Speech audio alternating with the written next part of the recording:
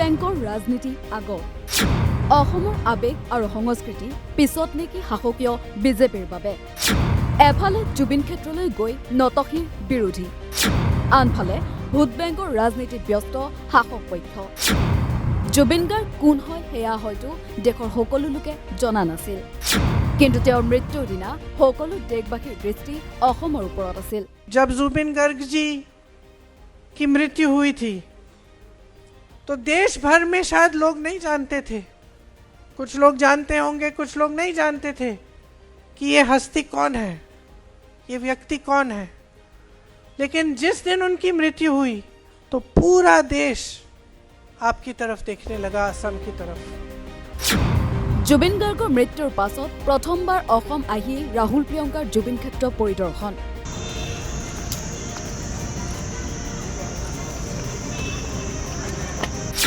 আনফালে বছৰটোৰ প্ৰথম দুটা মাহতে দুবাৰকৈ অসমলৈ অহা মোদী শাহৰ কাৰ্যসূচীটো উল্লেখ নাই জুবিন ক্ষেত্ৰ ভ্ৰমণৰ কথা নাই ভাষণত প্ৰাণৰ শিল্পী জুবিন গাৰ্গৰ কোনো উল্লেখ 2026 বিধানসভা নিৰ্বাচনৰ পূৰ্বে অসমলৈ প্ৰধানমন্ত্ৰী নৰেন্দ্ৰ মোদী দুবাৰকৈ আহিল কেন্দ্ৰীয় গৃহমন্ত্ৰী অমিত শাহু অসমলৈ দুবাৰকৈ আহিল আনকি কেন্দ্ৰীয় বিত্ত মন্ত্ৰী নিৰ্মলা সীতাৰমণো অসমলৈ আহিল মুঠৰ ওপৰত আগন্তুক বিধানসভা নিৰ্বাচনৰ পূৰ্বে বিজেপিৰ কেন্দ্ৰীয় নেতা মন্ত্ৰীৰ অসম আগমনৰ ঢল শেষ নহয়হে নহয় নিৰ্বাচনী প্ৰচাৰৰ লগতে উন্নয়নৰ কত যে কিমান ঢাকঢোল পিছে অসমবাসীৰ হিয়াৰ মুঠো জুবিন গাৰ্গৰ বিষয়ে এটাও শব্দ উচ্চাৰণ নহল বিজেপিৰ এই কেন্দ্ৰীয় মন্ত্ৰীসকলৰ মুখত যেন অসম আৰু অসমবাসীৰ আবেগ অনুভূতি আৰু সংস্কৃতিৰ সৈতে কোনো লেনদেনেই নাই বিজেপিৰ এই কেন্দ্ৰীয় নেতা মন্ত্ৰীসকলৰ অসমলৈ আহিছে আৰু গৈছে বিৰোধী শিবিৰক কটাক্ষও ভালদৰে কৰিছে পিছে প্ৰাণৰ শিল্পীগৰাকীৰ বিষয়ে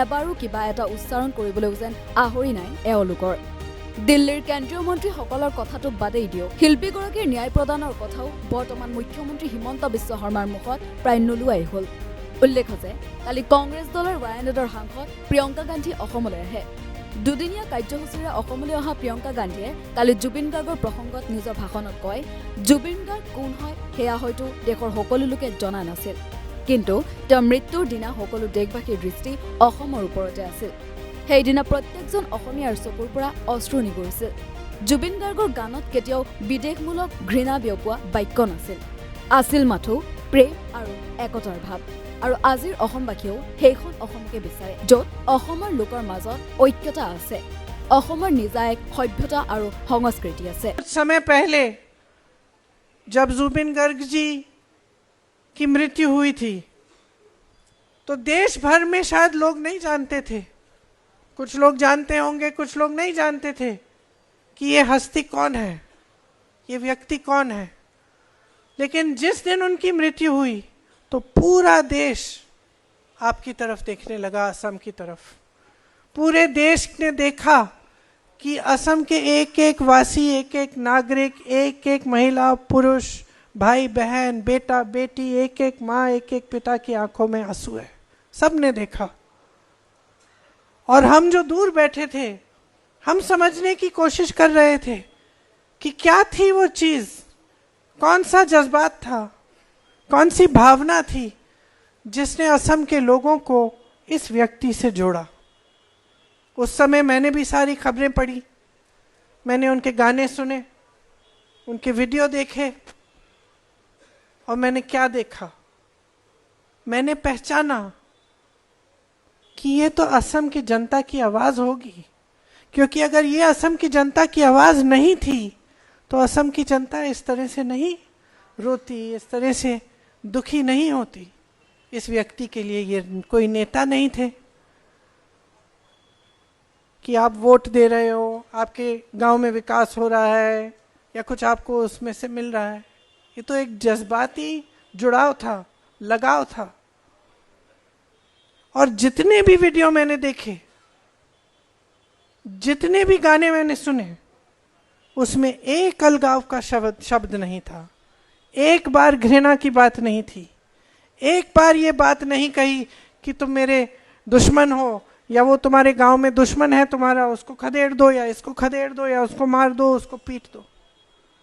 उसकी सिर्फ एक बात थी, हर गाने में, हर वक्तव्य में और वो थी प्रेम की बात, लगाव की बात, एकजुटता की बात, एकता की बात। तो जब मैं यहाँ आ रही थी आज मेरे मन में ये बात थी कि अगर असम की जनता के दिल में ये बातें नहीं होती तो क्या वो इस व्यक्ति से जुड़ती? नहीं। इसका मतलब है कि कहीं ना कहीं असम के हर नागरिक, हर व्यक्ति के दिल में ये बात है कि हमें वो असम चाहिए।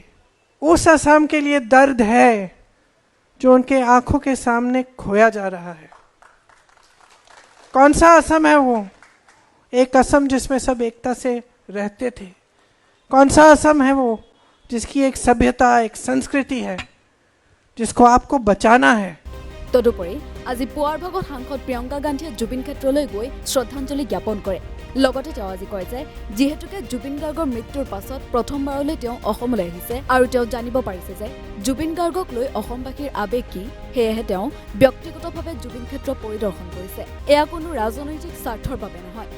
লগতে তেওঁ কয় যে জুবিন গাৰ্গৰ দৰে এক বৃহৎ সত্তাৰ নামত ৰাজনীতি কৰা উচিত নহয়। এনে ধৰণৰ নিকৃষ্ট ৰাজনীতিৰ পৰা দূৰৈত থকা উচিত। ऐसी चीजों को हमें इन चीजों का राजनीतिक फायदा उठाने की कोशिश नहीं करनी चाहिए। मैंने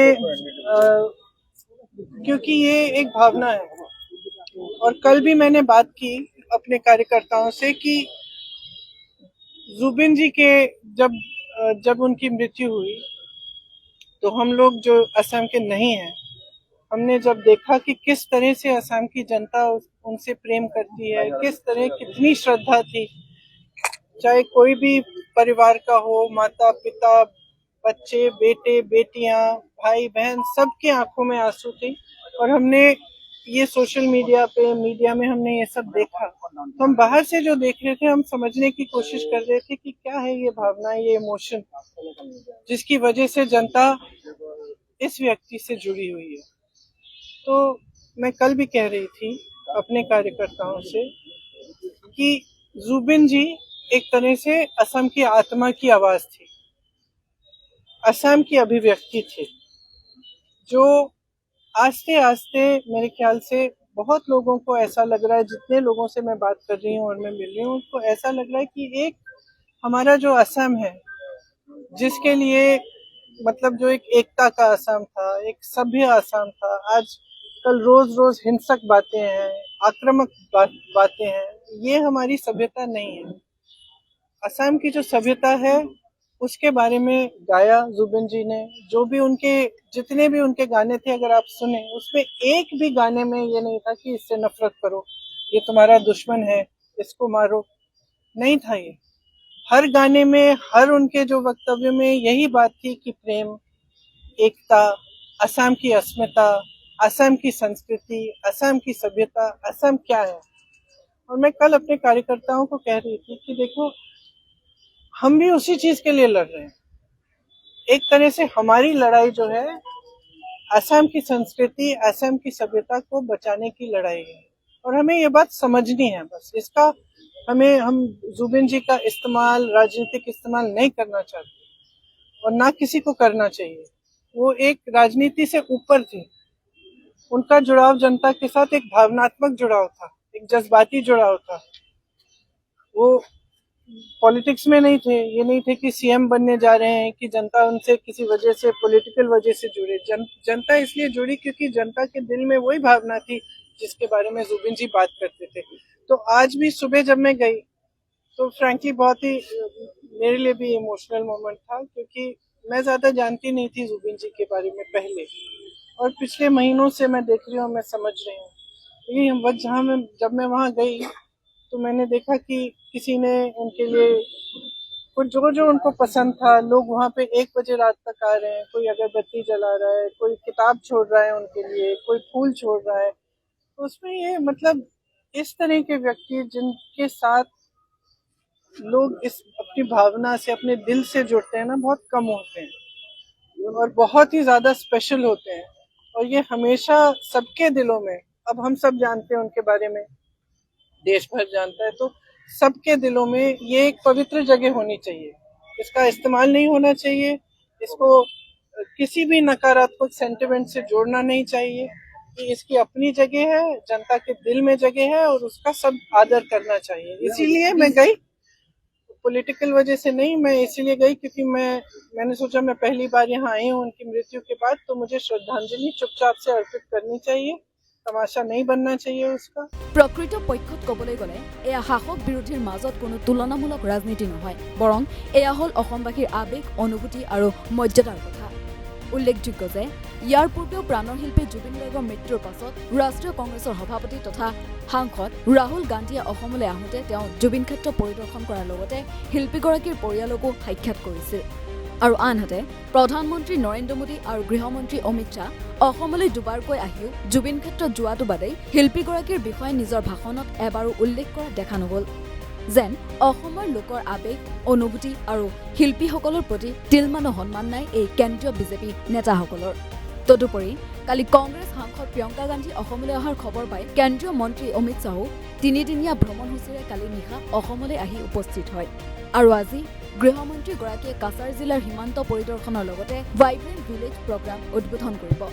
পিছে জুবিন ক্ষেত্ৰলৈ যোৱাৰ কোনো পৰিকল্পনা অমিত শ্বাহৰ অসম ভ্ৰমণৰ কাৰ্যসূচীত উল্লেখ নাই।